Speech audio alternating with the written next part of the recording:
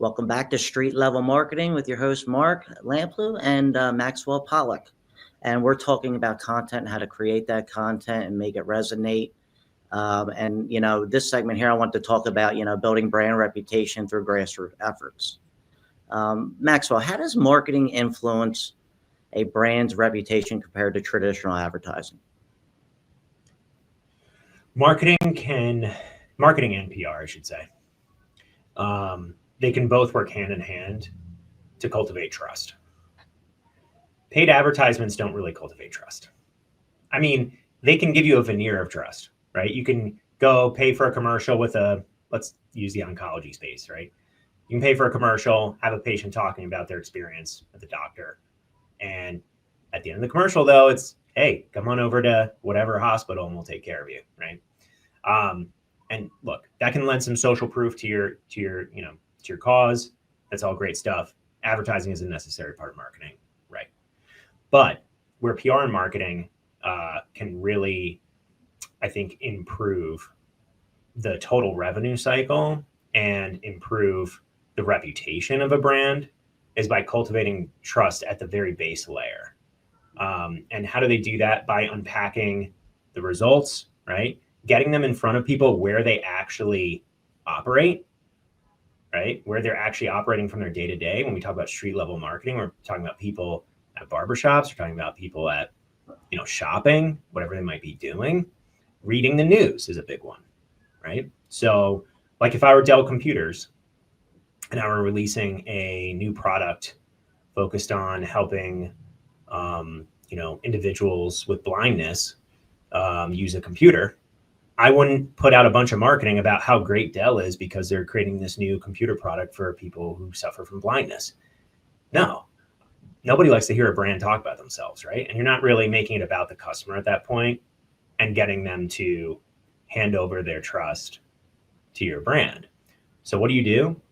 You could put an article and, pitch an article to a newspaper about an employee that you're already beta testing with that suffers from blindness. And by the way, they happen to be using a Dell computer, right? So it's a more subtle sell, but marketing and PR can work hand in hand, I think, to really build that trust. So by the time you start marketing to them and start advertising, they're already pretty much ready to buy and acquainted with your brand. The next question I have kind of is like a personal a touch point to me, because I recently left, but I joined a company that had a horrible reputation due to some past situations that the company was in. Yeah. How do you, what is the first step in like repairing a shaky brand reputation at a grassroots level? Acknowledgement. We suck. We messed up, right?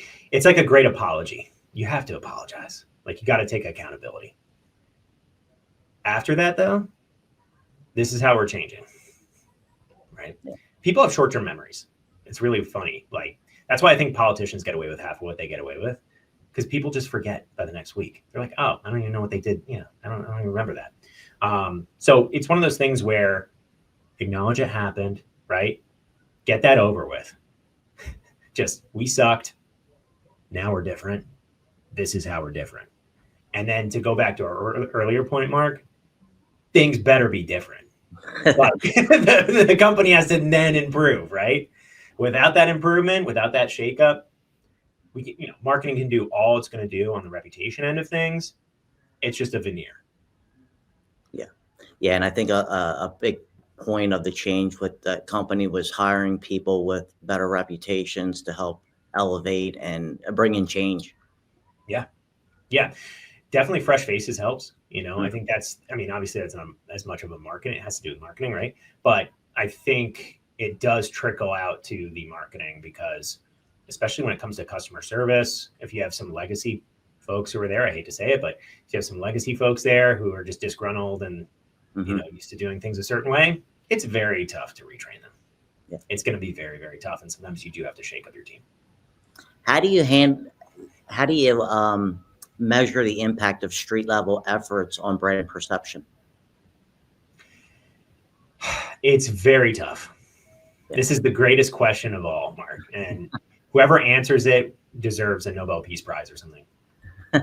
Attribution in content marketing is near impossible.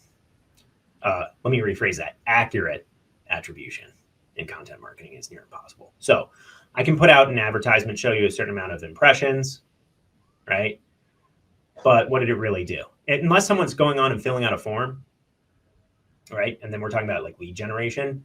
Unless someone's going onto your website, filling out a form, and you can track them, right? Because it kind of like goes from an advertisement. They click on that UTM, what we call a UTM link, and then you can actually see where they're going on your website after that. But unless they're filling out a form, you have no idea. And even if they fill out a form, this might not be the first time they've seen your advertisement, right? This might not be their first interaction with your brand. Uh-huh. Let's say you're a car dealership. You know, maybe they saw a commercial, and then maybe they went online and looked you up, but they didn't fill out anything. And then maybe they spilled coffee on their computer. They had to pause for a second.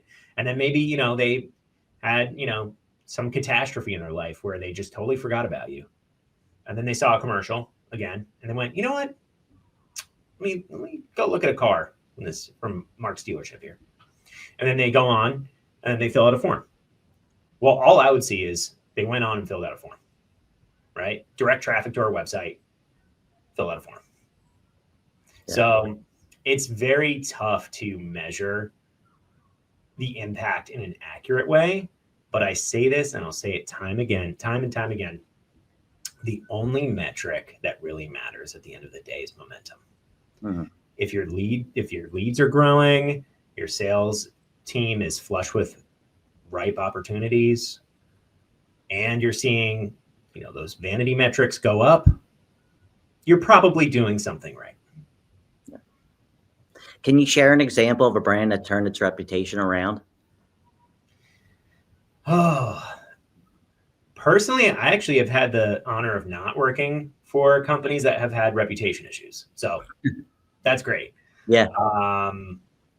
There was one that had a reputation for laying off people multiple times a year. Like they had several different reps.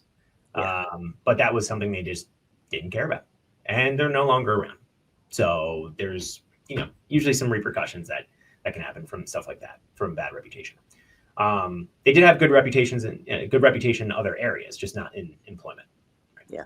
Yeah. And there's a lot of companies don't really think about that aspect of that impacting a business. But now, you know, with all the, you know, the employment websites, that falls into your marketing and your brand perception as well. And you don't think about that. And then once it happens, it's kind of too late because you got all that negative feedback that you got to get rid of. And, you know, who wants to fire somebody? Right. I've had to do it. It sucks. It absolutely sucks. It's heart-wrenching. It really is awful. I hate even thinking about it, but it's a natural part of business. It often happens. And, you know, it's one of those things, everybody wants the key part, like there's some kind of magic, you know, pill or something, or panacea for preventing the fallout afterward. And it's very, very tough. Even if you have a really buttoned up HR department, really know what you're doing. My only advice obviously I'm going to employment advice right now, but for that reputation angle is internally, you should try to help someone get their next role, right? Especially if they were a good employee and it had nothing to do with, nothing to do with performance and nothing to do with like their character or anything like that. Try to, be like, hey, look, it sucks this happened. I'm here for you. I consider you a friend, consider you a colleague. I'm going to look for some open positions for you and see if there's anything in my network where I can help you out. Usually pretty easy to do. It's not a lot to ask. Yeah. How do you ensure the messaging aligns with the brand's core values? First of all, knowing what those core values are. Mm-hmm. I think probably 98% of companies have no idea what their core value is because they think about what they're doing. They don't think about why they're doing it.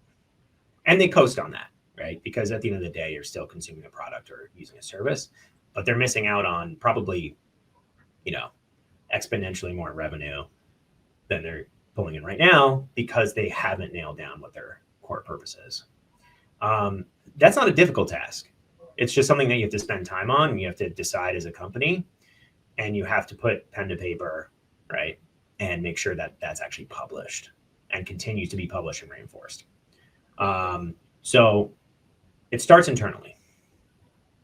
The core message, the core value has to be embodied by the company itself. And what is a company? It's the people who work for a company. So the culture of the company has to be healthy first, right? It has to align with those core values. And then it's like, okay, how do we unpack this and make sure we're amplifying this to our audience? Yeah. Right. So if the why from a marketing perspective, I want to help people win.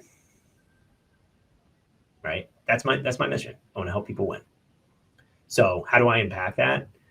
Then, okay, you say like, hey, this is how you can win with content, right? You give advice to people, you make friends with people. You help people by letting them bounce ideas off of you, right? And notice I haven't talked about a sale yet. It's like, I'm not trying to sell you. I'm trying to help you win. Yeah. Well, we're out of time for this segment, so we'll be back with street level marketing after this commercial break.